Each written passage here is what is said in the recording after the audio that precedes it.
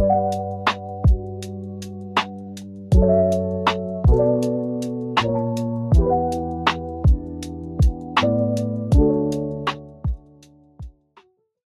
and gentlemen, welcome to episode 77 of the Brighter Horizons podcast, where we bring you weekly positivity.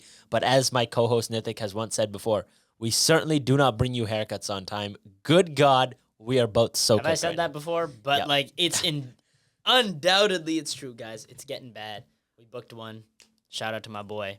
He knows who he is. I'm not gonna Shout out your barber. That's what you have to say. Yeah. No, everybody, stay away. Yeah, That's all I gotta say. yeah, you got to gatekeep the barber. I do gotta gatekeep. But at He's the end of the low-key day, goated. he is great, amazing human being, amazing barber. But this is a hot mess right now, guys. In this economy, I actually can't afford to get a haircut. That's the problem. The problem is the service is so good that I have to pay full price and be such a good Samaritan. But I can't afford to be getting haircuts in this economy, respectfully. Yep, so even though this is a hot mess, this is not a hot mess. We are just cooking every week, and we are so excited to be back here. But hopefully it this won't week. be a hot mess. Obviously, Speaking it's about not the gonna- future. You never know, guys. Uncertainty is your friend. In this sense, it wasn't, but overall, uncertainty will be your friend. All right, bro. All right. Anyway, And proceed. enough of the anecdotes already. All right, we just got here. Let's ease into this, okay? First things first. This is something I was thinking about, and it's so funny because I was just driving, listening to this song. I'm like, damn, I've listened to this song 10 times in the past 2 days, and it's not even a crazy good song, but just listening to it, I was like, you know what? This is the question of the week. What is the song of the week for you? What is the song of the week for me? Yep. Let's pull up the music. Pull up the music. Jamie, pull it up. Wow, that's really... Let's take a gander. I just figured would be a fun little thing to ask. I've been listening to a lot of Shawn Mendes as of late. Wow. Shout out Ali, actually. We do, every time that I drive him, we go on what we call a Shawn Mender. It's like a bender, but a mender, right? And we just listen to a bunch of Shawn Mendes songs, so we just do carpool karaoke to Shawn Mendes. So I've been listening to a lot of, I think my song of the week is going to be Lost in Japan. I've been ripping that song day in, day out. Shout out Ali for putting me on to actually listening to Shawn Mendes. Obviously, I always listen to him in passing, but I never sat down and actually listened to his music. And I was like, hey, this guy actually makes some bangers, But that's it for me. So, what is your song of the week, sir? What did I miss? What did I miss, my Drake? I don't know how long ago that song came out, actually. 'Cause Never I feel heard like it. What? Maybe I know it. I feel like, what I found with a lot of Drake songs is I know them, but I don't know the names of them. I'm pretty sure this is a new release from him, but it is good, and it's probably annoying for a lot of people to hear that from me because it's slightly overplayed, I think, on TikTok and stuff already. But it's good. It's a good song. I do really like it. Also has a fire beat switch in the middle of it, so I don't know why. Just been really jammed with it. It's so funny because shout out to our boy Caden, his sports account.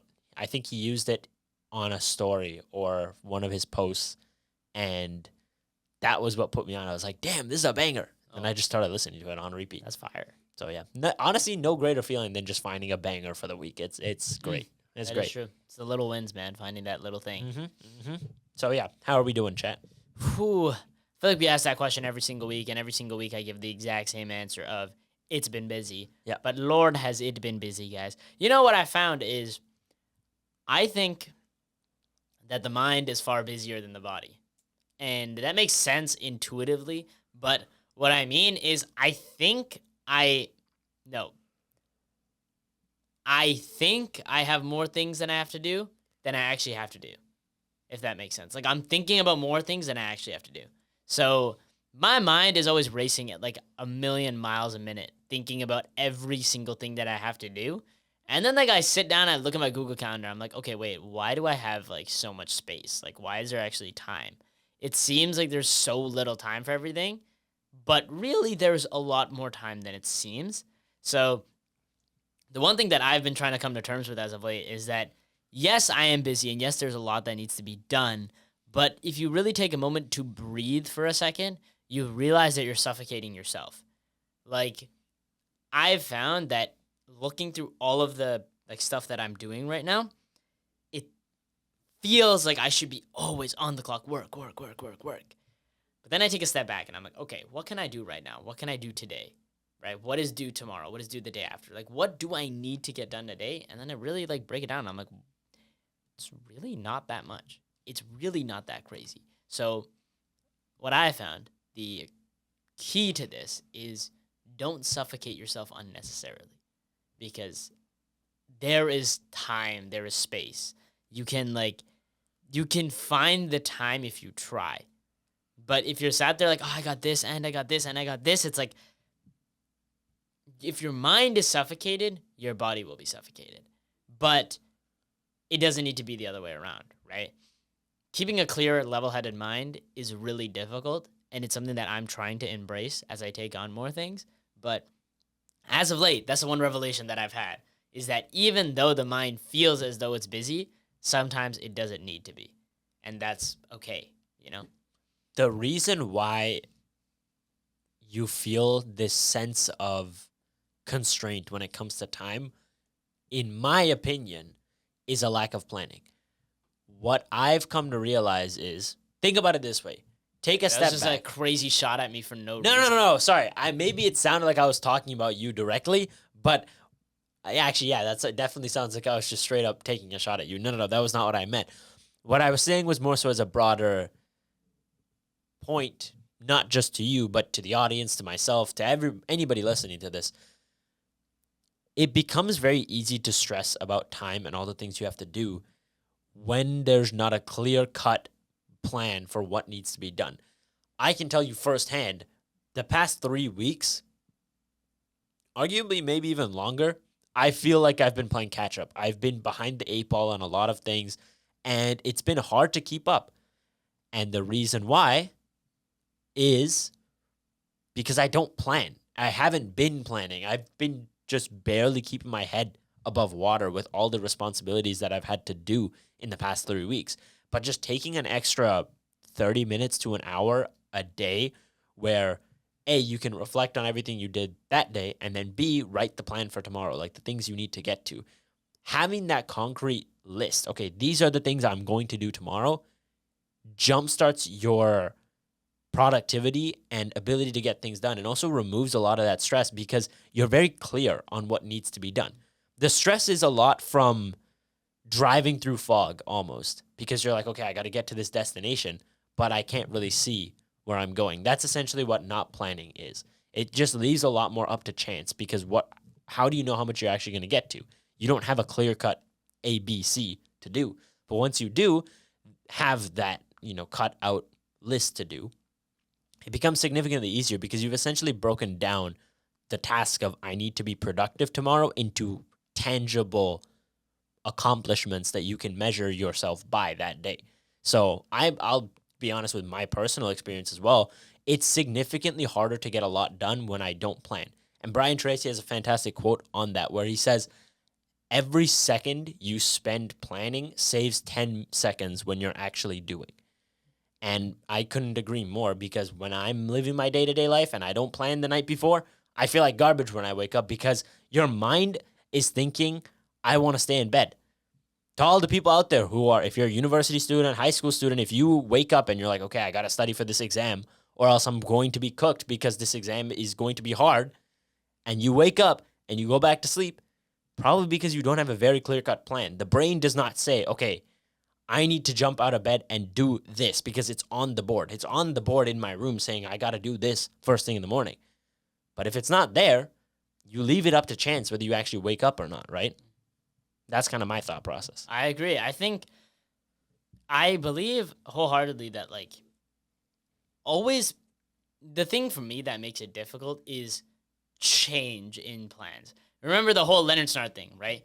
Make the plan, execute the plan, expect the plan to go off the rails, throw away the plan, right?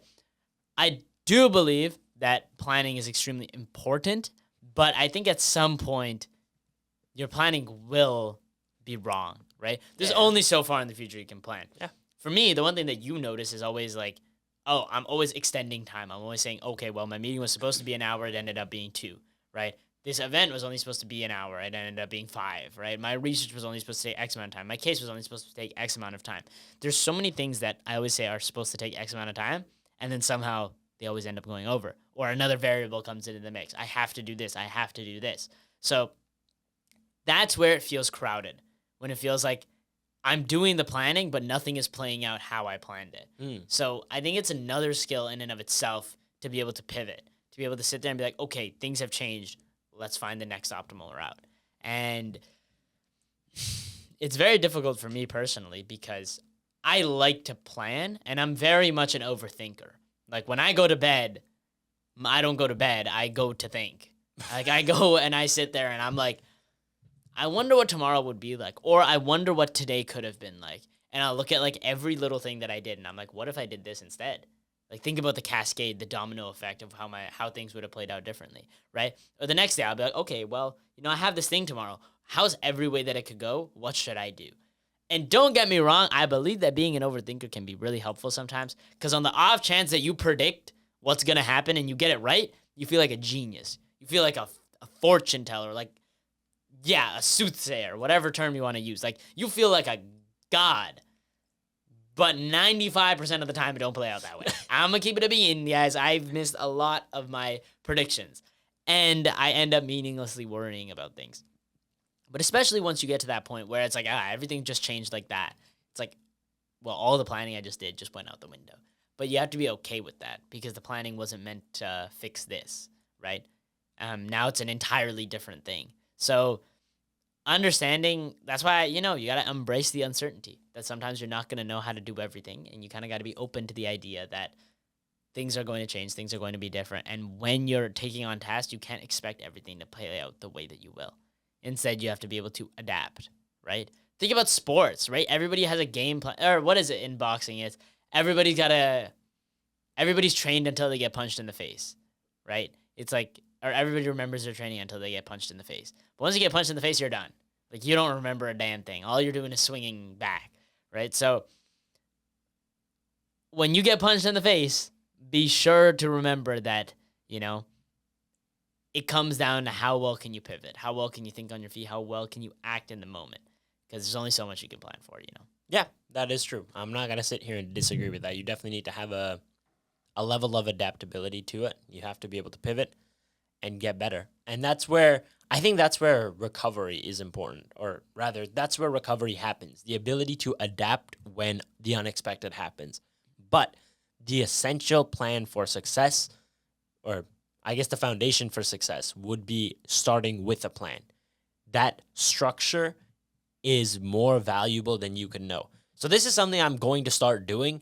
Every week, I'm going to give you guys, if you're out there, you want to get better and try out some of the things that we talk about, because it's one thing to sit here and listen to a podcast after podcast after podcast about positivity and bettering yourself.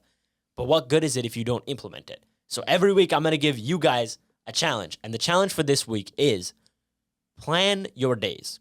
Doesn't have to be all 7, but let's say 3. Plan 3 out of the 7 days the night before. Make out a clear list of to-dos, make a clear to-do list, or if you're somebody who works very well with time blockages, saying this is the time I'm going to do this is the time I'm going to do this, then do that. But whatever works best for you, 3 out of the 7 days, I want you to try planning your day the night before and see how successful it is. And feel free to tell your story in the comment section below in next week's episode. But that is the challenge for the week. And I'm telling you, man, life-changing experience. And I feel like I'm on my A game when there are 3 things that are happening. I'm making a plan. I'm sticking to the plan as best as I can. And then I'm reflecting on it at night. When any one of those 3 things are not present in my life, I feel very disorganized. I feel very stressed. And I feel like the general stereotype of a university student. That's the best way I can put it. If you're a university student, you know the stress of, oh, I got midterms. Oh, I have assignments. I have this, I have that. There's so much homework piling up. I can't keep up. What is going on? And you're halfway into the semester and everything is blowing up. Every university student knows that feeling. But when those 3 things in my life are consistent, I don't feel that way. I feel like I'm on top of things and able to keep up with it. That's why I believe that planning is so critical. of course, like I said, the ability to adapt when things change, like a meeting running long or an assignment taking longer than you expected, that ability to adapt is how you recover when your plan goes off the rails. But you need to have a plan in the first place to succeed, I think. That's kind of my thought process. So we'll see what the viewers say as well and see kind of their experience with this. So I hope that it is a beneficial thing for all you guys to try out there. No, I meant I don't think there's any success without preparation. Yeah. Like there's no way you can sit here and wing your way through life. In my opinion, I think that you can get lucky time after time, but at some point it's going to catch up with you guys. I think I was a person that got very lucky over and over again, and then it caught up to me and I got hit with a hammer to the face. And I'll tell you guys firsthand, Google Calendar, the method, the go-to. I'm a be saying Google Calendar to the day that I die. I love Google Calendar with a passion. Also, I think I previously said, like, you know, it syncs up to your Apple Calendar, but I found out not all your calendars get synced over. So guess what? Google Calendar app. It's that easy, guys. It's that easy. Like, this application is like top 5 greatest things ever invented. Up there with the air fryer. Like, it is... I can't even... That's how you know it's getting serious. No, it's... Guys, you don't understand. The feeling when I just pull up my phone and I just go, wonder what I got to do today. Let me just... Oh, wow. Everything I need to... Oh, the entire week. Wait. Let me check the month. Let me check the day. Let me check the year.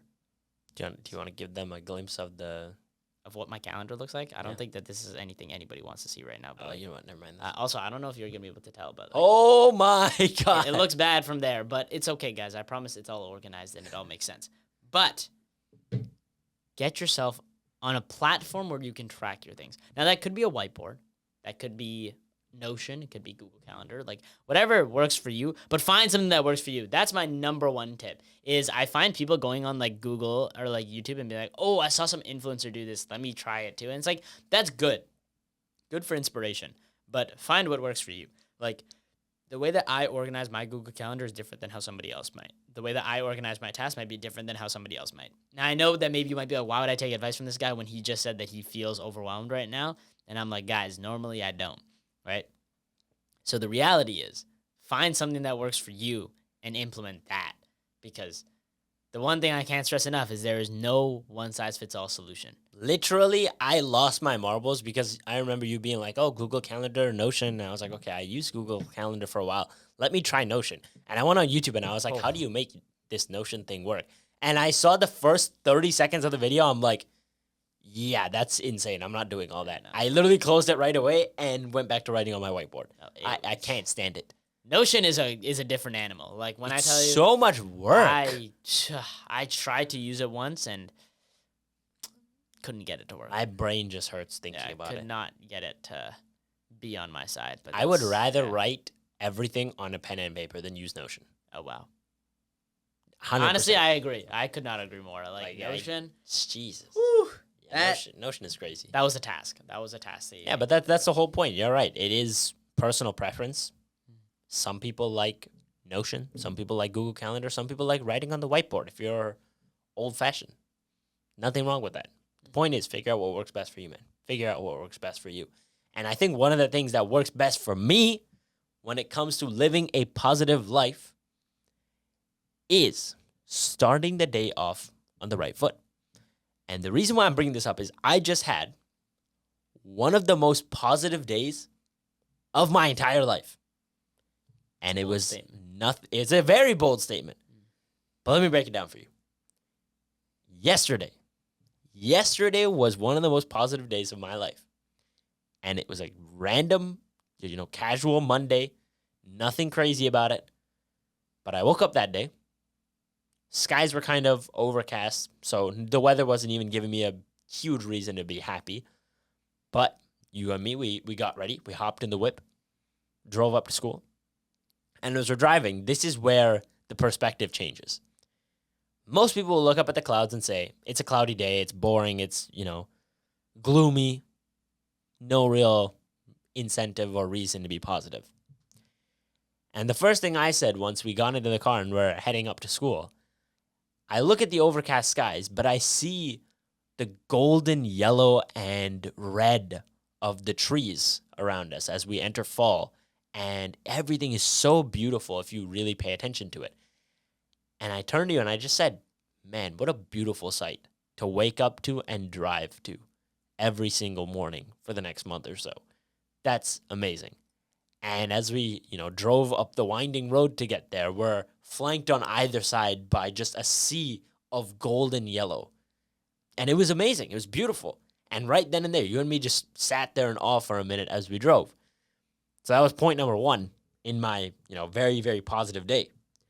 And then on the way home, this is the craziest thing, because after I had started, being super happy and smiling, I get out of my class and I walk to the car. The sky had parted. There was not a cloud in sight. And I'm sitting here thinking, it was literally overcast like 4 hours ago. How is it blue skies and sunny and it's warm and it's great? Crazy experience. But I hop in the whip and I start driving home. This is where the positivity gets even better. I see some of the most gracious driving I've ever seen in my life. I'm talking everybody driving very respectfully and people letting in people into the road where it doesn't even make sense, but they're just being nice. And the best part about this was on the way where I'm about 10 minutes away from home, there was a lady waiting at this intersection for a little bit. And I probably could have gone forward, but I was like, no, let's let her in. I'm in a good mood and I want to do the right thing. So I wave her in like this, and she has the biggest grin on her face and just starts waving at me like saying thank you. Older lady, super, super nice. And she, merges in and we keep going. 5 seconds later, the car behind me lets in a guy, even though totally was their right of way, because he was holding up traffic on the other side of the road because he's making a turn in an awkward spot. And I'm just seeing all these people around me starting to drive in this very gracious manner. And I realized to myself, I probably would not have driven the way that I drove if I wasn't super, super happy. So that positive thinking almost infected me and made me act in a better way than normal, which is really weird to say. Maybe I'm overanalyzing a trivial experience. Maybe you could be sitting there behind that saying, Akita, you're an idiot. Why are you yapping so much about driving? Like, what are we doing? But I only pay attention to these things because you may drive like that often. But how many times are you going to let 5 different cars into the road on your way home from school or work? Not very often, realistically. Most of the time, you're kind of just minding your own business and trying to get home as fast as possible. Most of us are. But when you enter that positive mode, everything just becomes an opportunity to give back to somebody else, to spread that positive attitude. Because I guarantee you, by doing that action to those people, they will go along and do it to somebody else as well. That's the beautiful effect of positivity. You don't know the impact you can have on the rest of the world just by doing one good act, because that person will go do something else. And then the last thing to cap it off was on the road right by our house, there's a family out gardening in their front yard. And I see this tiny kid, could not be older than 5 years old, holding the biggest metal rake I've ever seen. And he's swinging it around, trying to get it to hit the ground properly. And he drops it and he just starts laughing so hard. So sweet. And as I drove by, I burst out laughing in the car by myself. If you drove past me, you would probably think I was a crazy person, because I'm sitting there laughing by myself in my car as I'm driving past. But it's just those little things that can put the biggest smile on your face. I just can't explain it, man. And if you find yourself struggling to have those moments of realization where you look at a moment in life, whether it's a beautiful sunset, a beautiful sea of fall colors, or just a kid messing around with a rake, whatever it is, if you can't find those little moments to appreciate, reflect a bit, because life is so beautiful. There's always going to be little things like that to smile about. And if you don't do that, I promise you, at the end of this life, you're going to have missed out on a lot of joy. So that's kind of a bit of a story on one of the most positive days I have ever had. That was sensational, man. That was beautiful. Thank you. And Thank you know, it reminded me of something. I wrote this down because I wanted to talk about it, but I don't think I ever got the chance to bring it up, which I think is ironic given that, you know, we're a positivity podcast and all that. I feel like I should have had a time to talk about it, but way back when, this would have been before between summer ending and fall beginning. Remember, we plugged the Xbox back in for a little bit, and I played a bunch of Rainbow Six Siege. And as I played, I encountered a lot of people, as you do. Now, one thing you gotta know about Rainbow Six, don't meet a lot of good people on there. You meet a lot of people saying bad things, saying, you know, bad people. But every once in a while, you'd catch a good one. And I remember one day, queued up, playing ranked, don't ask me about my rank, and I got in this lobby with this son and his dad playing Siege together on 2 different accounts. Like, they were duo queuing together. And when I tell you, man, that kid was bottom fragging and he was horrible. But I could not stop smiling the entire time I was playing that game. Because it was so wholesome just to see this kid go, Dad, there's one on the stairs. And I'm just like, it's such a beautiful memory, man. Like, that kid is going to remember this for the rest of his life. And genuinely, I remember being sat there staring at the Xbox, like, I'm dead because, guys, I suck at Siege. And I'm just looking at the screen, listening to this kid give call-outs to his dad. I'm just like, man, this is so funny. This is so funny. This is amazing. This is beautiful. And this is the essence, right? Is even if it's not happening for me, it can still be a happy thing. For you, with that kid, you know, swinging the rake around, right? Inherently, intrinsically, there's nothing happy happening in your life regarding that event. But just observing the happiness of somebody else can really do a number on you. And, you know, even right now, my face is hurting from smiling too much. But if we flash back to Ali's episode, one thing that he said, you know, I asked him the question, you know, how do you walk around with a smile all the time? And he replied that he knows what it's like to need to see that smile and the impact that that smile has. Happiness and positivity are contagious, guys. Just as, you know, negativity is too. Every action has this domino effect. And I believe that emotion is the most contagious illness of all. Like, the ability to influence people just on how you feel, how you act. Think about the fact that, like, with other illnesses, you gotta touch the person. You gotta breathe on the person. The essence of your existence could be the influencing factor in how somebody else feels. That's how contagious it is. So, as simple as a kid swinging a rake around to a child playing Rainbow Six with his dad, there's a billion things to, you know, smile and laugh about. And yeah, I remember writing it down because I think there was more that I wanted to say about it. Like, there was more stories of good times I had playing Siege. But there was, like, I remember one time I was in a game and there was this, like, it was like the duality of man. And it's like one guy who's like, he was taking the game, he was so serious. He was like, guys, what are you doing? Like, lock in.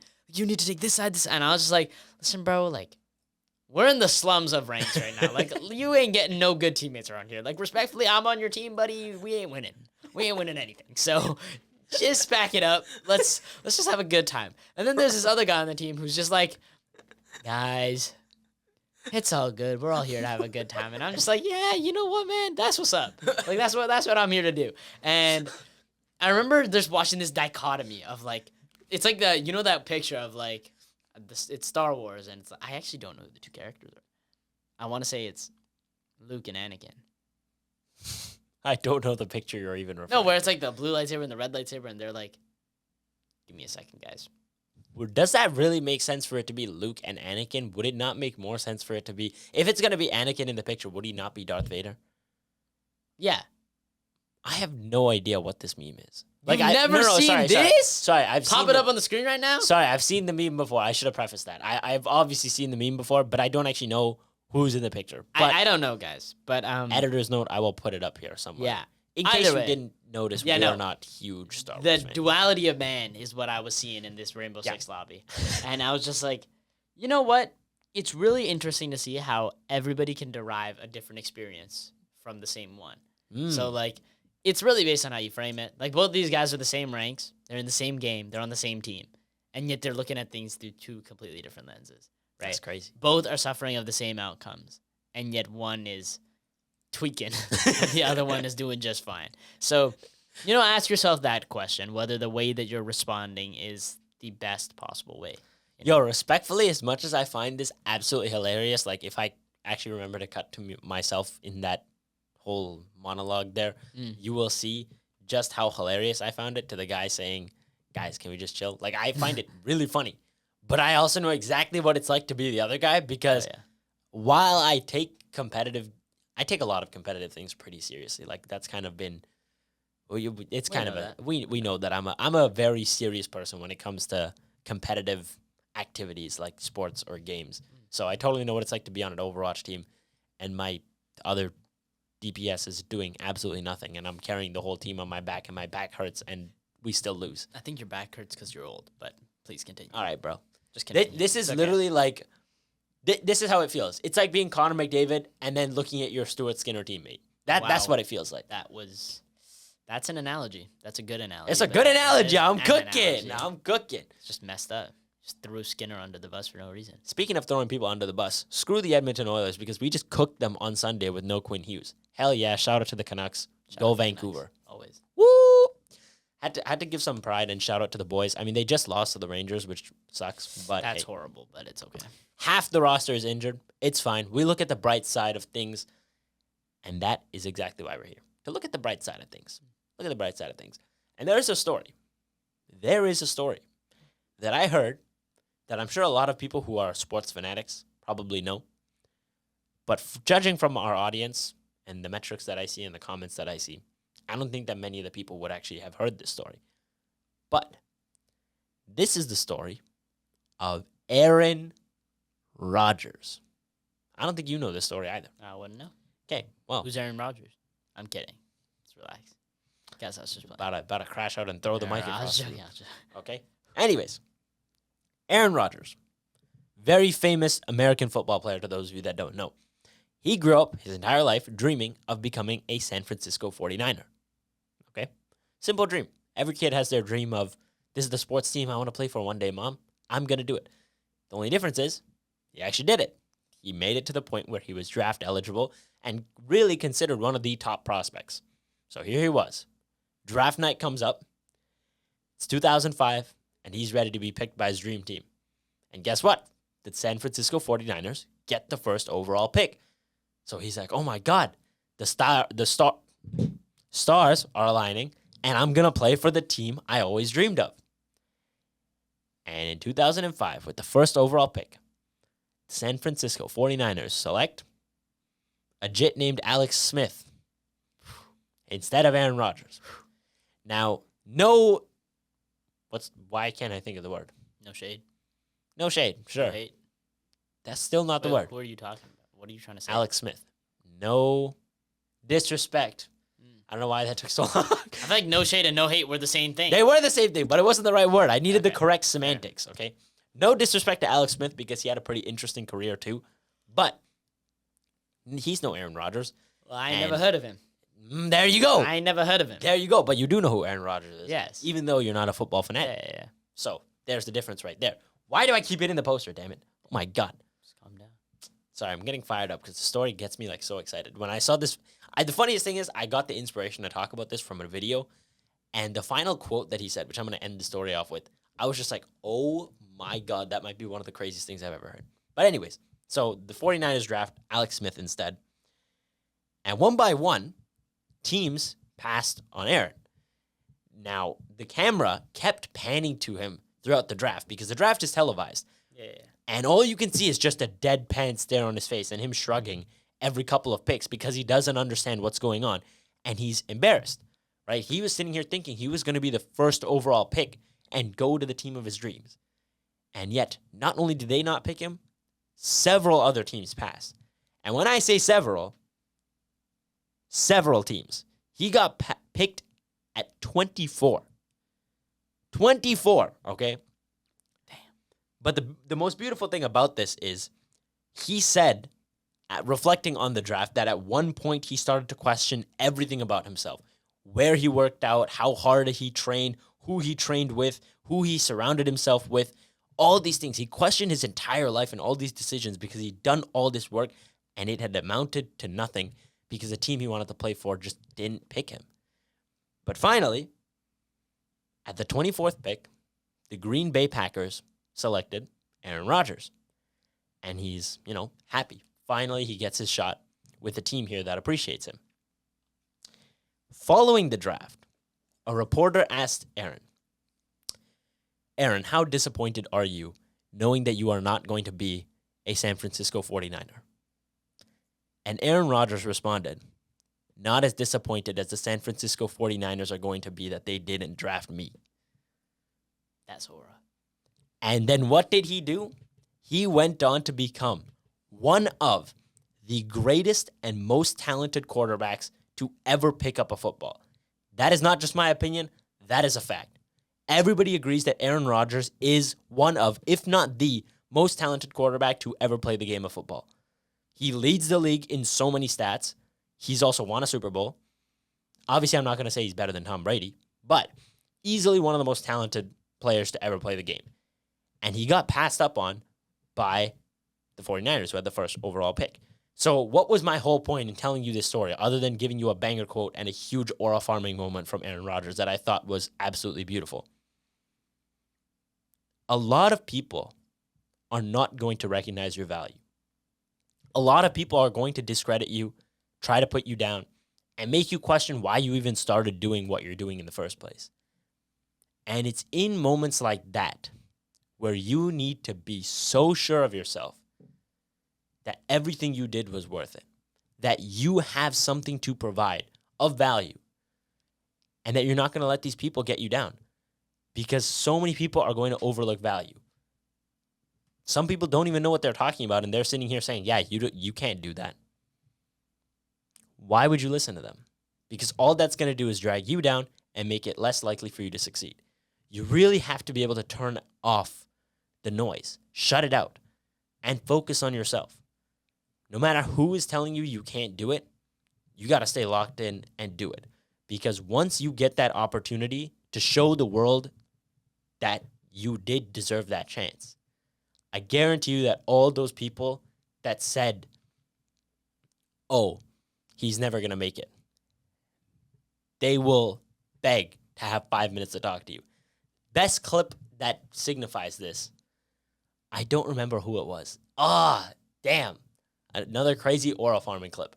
But I think it was a women's Canadian soccer player, if I'm not mistaken.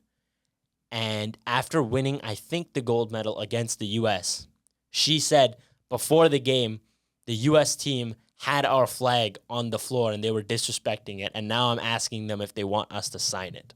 Damn. Aura. And that is the whole point. Because you are going to be disrespected by a lot of people in this life. But if you're sure of yourself, one day, all that effort you put in will pay off. So if you're in that moment right now where a lot of people don't believe in you, or you don't have that voice saying you can do it, take this as that voice. Whatever it is you are striving to achieve, you can do it as long as you stay consistent and believe in yourself, man. Believe in yourself.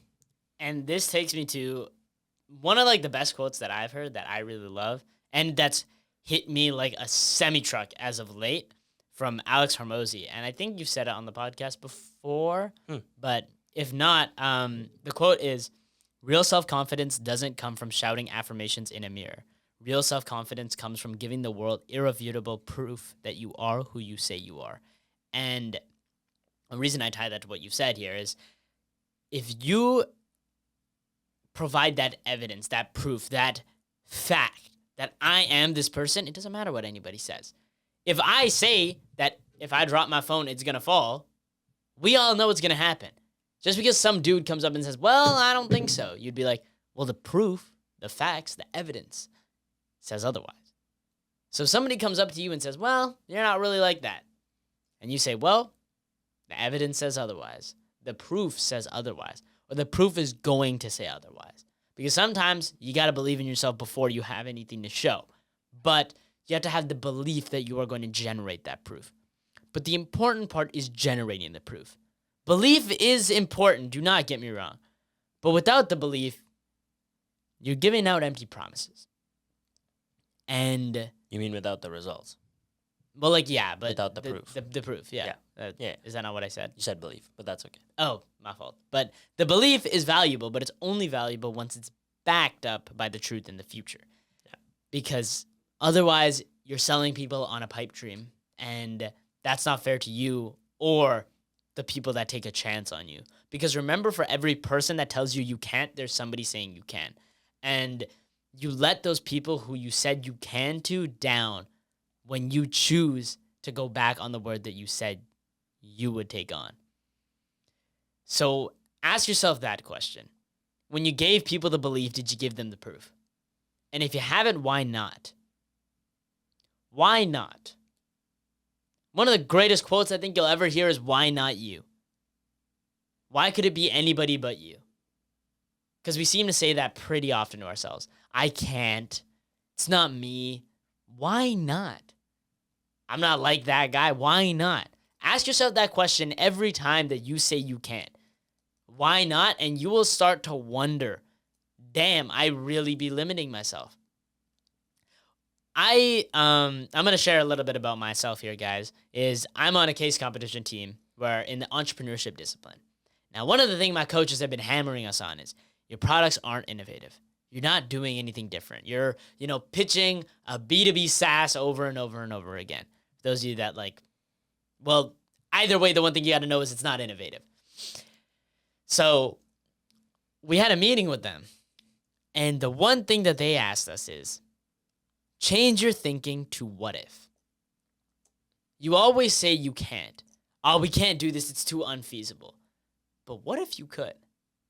Right now, think about it. So if I could, how would I do it? If I could address this problem, what kind of a product would I create? If you could address a problem in your life, what would you do? What if it was doable? That imaginative thinking, I think, is so much more powerful than people imagine. And personally, even I have a hard time implementing it because we're so caught up in the box. Like, that's the reality. And people always say think outside the box, but people don't understand what it means to think outside the box. To think outside the box is not just to come up with a creative solution. It's to think in a way that you typically wouldn't. The box is not the expected answers, it's the expected way of thinking. To think outside the box is to think in a way that you wouldn't think, but not to come up with something that you would come up with, if that makes sense. Thinking outside of the box is challenging your belief. That's what I found out. When it comes to the problems that you face in your life, you need to think outside of the box by challenging your current belief. When you come to a wall, you shouldn't be asking yourself, or you shouldn't be telling yourself it's a roadblock. You should be saying it's a speed bump and find a way to get over. So the way you frame your thinking is important. Why not and what if? Those are the two questions you have to ask. Why not me? And what if I could? Because those two questions, coupled with determination and hard work, will get you past any problem you could ever dream of. 100%. 100%, man. I could not agree with you more. And it's the best part is, one thing you said was backing it up with proof. That was one of the biggest things you talked about there. Think about Aaron Rodgers. The guy could sit here and say, they're going to regret the day they passed up on me.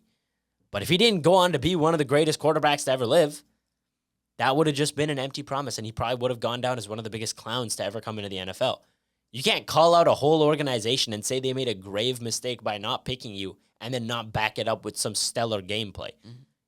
The proof is in the pudding. You got to show up and have something of substance if you want everybody else to realize, maybe I shouldn't have doubted him. And while you're right, the belief is 100% the start, the foundation. It's nothing without proof. And you also mentioned that for every person who doesn't believe in you, there is somebody out there who does. Conor McGregor has a fantastic quote to inspire you to not let those people down. And he said something along the lines of, your lack of consistency is almost an insult to the people who believe in you. The video of him saying that, I've probably watched that video 50 times over the course of like a couple of months, just because I want to make sure that every day I live, I'm not letting down the people who believe in me. We often find ways to let ourselves down. And I think that that's not a good thing. But it becomes a lot more painful to let somebody else down. For example, if you're working on an assignment, let's say, it's easier to not do good when it's just your assignment. Whereas when it's a group project and you're dragging the rest of your group down, that's when it hurts more. The point is, don't let those people down. Don't let yourself down. Believe in yourself and back it up with some facts. But now, ladies and gentlemen, I think you know what time it is. It's time to get to some good news stories from the week. It's time for our weekly woohoos. Woohoo! I love the fact that when I smash the button, it makes this boom sound effect. It's like very dramatic. You know what I mean? I guess. You know what just I'm move talking on to about. the Okay. story. Yeah, All right. yeah, My bad, just- Chad. yeah. My bad, Chad. Anyways, story number 1 is about a company called Remark Glass. Now, Remark Glass is a company that is based out of Philadelphia, and they upcycle glass bottles into works of art and utensils. Would you call a cup a utensil? This is a story that, like a side note that I was low-key grappling with. It's a utensil. What do you It's think? a- It is, no? No, it's not. A utensil's a fork and like a spoon and a knife. You use a fork, a spoon, and a knife to eat. What do you use to drink? A bowl. What? Yeah, there you go. Checkmate. What? I use a spoon to drink too. Cup. Okay, whatever. I'm calling it a utensil. Okay. It's not a utensil. It's a cup. Just call it a cup. Can I? We're just gonna fact check this. real Fact quick. check this for me. Is a cup a Maybe- utensil? I'm pulling it up. Google it. I want to see who's right now Is on the a spot. Live. It's not live. This is recorded. Nope, You get the that's- point. that's the wrong You get the question. point. Right Okay. on the spot, we're going to find out, is a cup a utensil, ladies and gentlemen? That is the question of the week here. Is a cup a utensil? From his expression, I feel like it is. Yes, a cup is a utensil, categorized as either an eating or drinking utensil, Boom! a kitchen/measuring Sorry. utensil, depending on its function. Cups are used for drinking and serving beverages, while measuring cups are specifically used for accurately portioning ingredients in cooking. Okay, all right. Pack it up, Yapper. Anyways. For drinking, no, I'm All just right. kidding. Anyways, I had to stop my boom because you kept reading. But anyways, boom! I'm right. See? Fair enough, Cup fair is enough. utensil after all.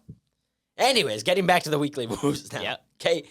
So, Danielle and Rebecca, two wonderful ladies, created this company, and it's a zero waste company. And it works in tandem with their sister company called Bottle Underground. Okay? Now, this all kind of probably sounds a bit confusing, but let me break it down for you. Bottle Underground is the company that will go around and collect glass bottles from local businesses. They'll bring it to their Remark Glass facility where they clean off all the labels from these glass bottles, cut them, heat them, and then through glass blowing, turn them into either cups, bowls, plates, wine glasses, you name it, they probably make it. They also can turn them into art pieces, which I think is pretty cool. But the beauty of this is you can buy these pieces yourself on their website. They have a website. You can go on there and look at it. But the coolest thing is the pieces that they make obviously are 100% recyclable, but in the description of the item, for example, if I'm going to buy a bowl, it will say bowl, formerly a wine glass. Oh. It tells you what it's made from. That's really cool. Yeah, so it's very, very cool. And another beautiful thing about this company is they match that aesthetic of their company being a very, resourceful and all about recycling.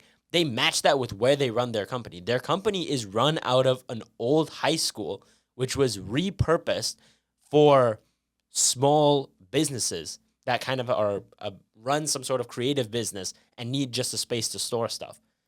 Yeah. Interesting. Very, very interesting story. Really cool. Yeah, so very, very cool. And this is the craziest thing. The company was founded in 2016. So how many years ago was that? 9 years. Almost 10 years now. That is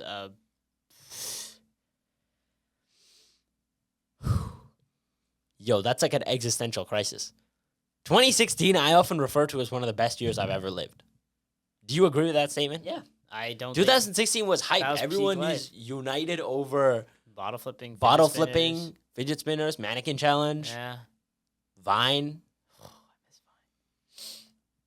Dude, Wow. that's almost a decade.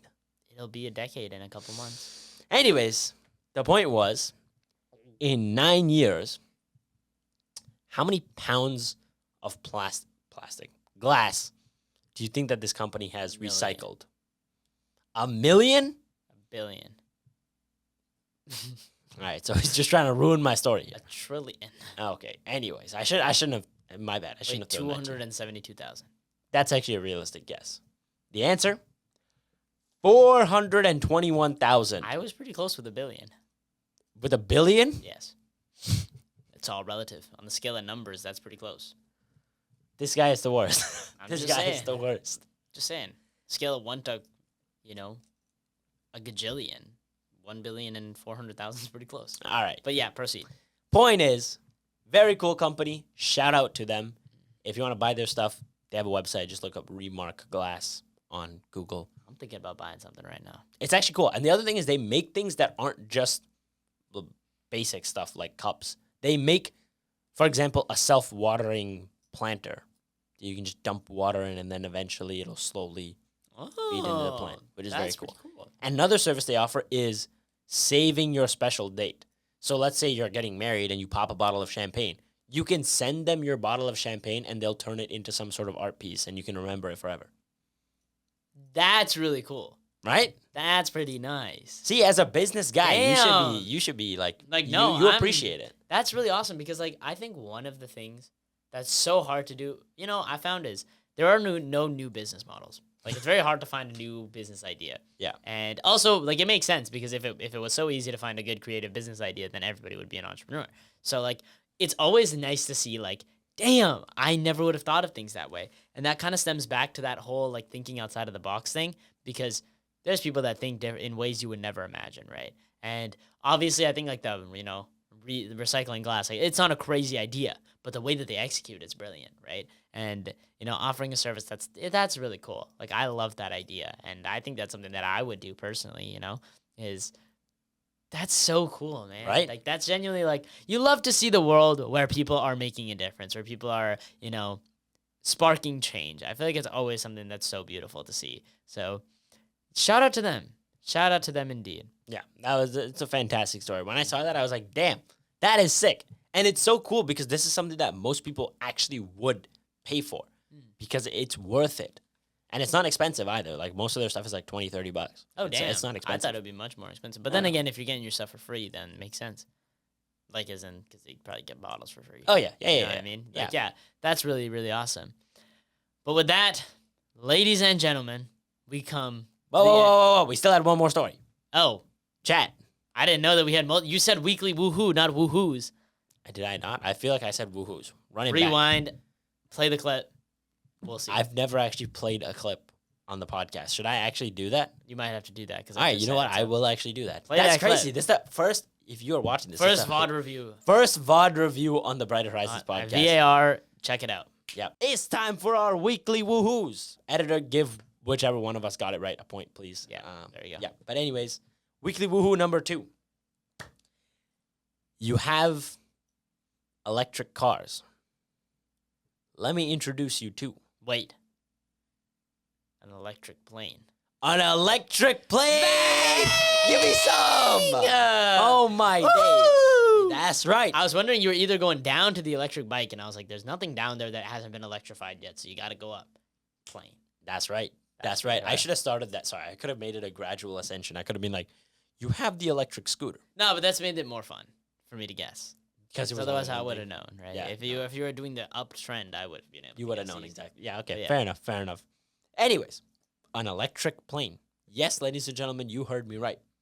Solar Impulse 2. By the way, wholly beautiful name. Genuinely fantastic. That's fire. But I should add that on the soundboard.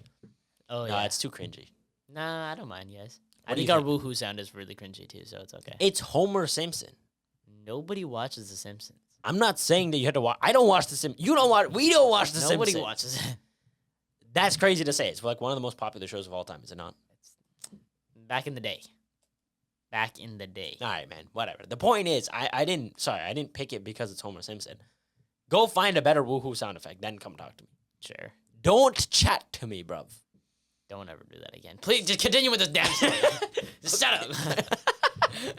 just tell the story, bro. Making me crash out. Go. Stop laughing. Just tell the story. All right. Let me lock in.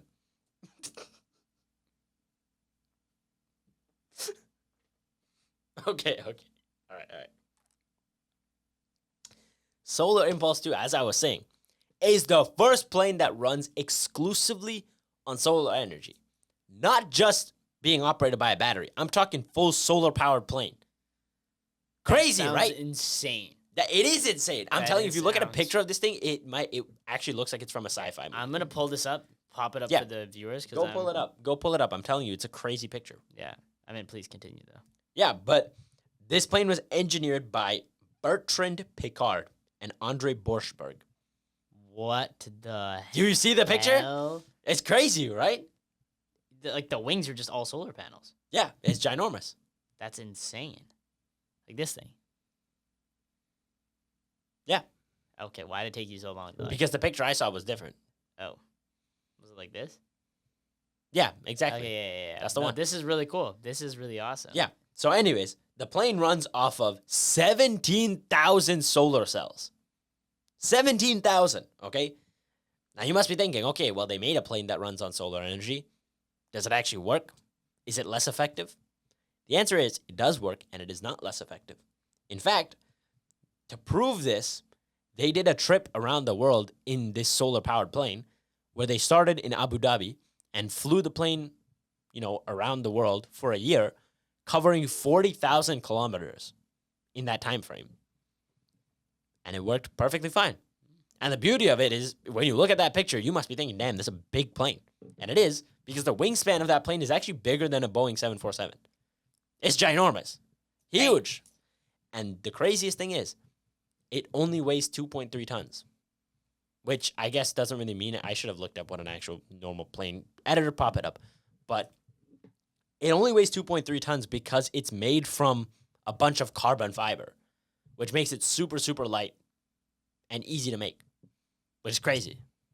How much does a normal plane weigh? 442 tons. 442. Okay. An empty 747, so Boeing 747, is 187 tons. Then where do we get the 400 from? That's for with people, I assume. The heaviest variant has a maximum takeoff weight of 442 tons. Okay. Point being, Either way, how much is this one? 2. That's much lower. That Two. is substantially lower. 2. So yeah. Man, Wow. what an invention that carbon fiber is, huh? It is quite an invention. Yeah. But anyways, Quite really. you want me to show you just how under the radar a lot of this Brighter Horizons news is? This was in 2016. This was in 2016. The plane powered by the sun was released in 2016. We didn't hear nothing about it. That's so true. Like, I ain't heard nothing about this. Okay, when I tell you, like, guys, okay, well, I closed the tab. But, like, I was looking at the image, and then I read, uploaded in 2016, and I was like, does this guy know this? Like, I opened the article, and I'm reading the article, and I'm like, this is from 2016. And I was like, I was going to wait till after the episode, be like, dude, that was from 2016. So I'm glad that you addressed it, because I was, like, genuinely starstruck for a second. I was like, 2016? What? Yeah. What? We were talking about fidget spinners? And there was planes flying using the sun? Yeah, I fact checked it because all of these stories, I like to make sure I get all the details to actually tell you the truth. And when I saw this and I saw the picture uploaded in 2016, I was like, Wait a minute.